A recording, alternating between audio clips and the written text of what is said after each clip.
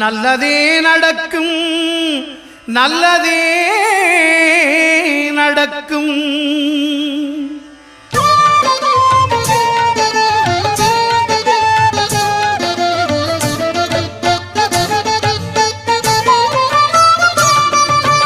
ஒன்பது கோளும் ஒன்றாய் காண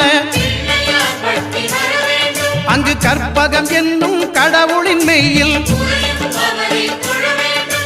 ஒன்பது கோளும் ஒன்றாய் காண அங்கு கற்பகம் என்னும் கடவுளின் மெய்யில் சூரியன் முதலாய் 9 கிரகமும் பலவித குணங்களை கொண்டிருக்கும். எங்கள் கற்பக தருவில் அவை வரும்போது ஒன்றாய் சேர்ந்து பலனளிக்கும்.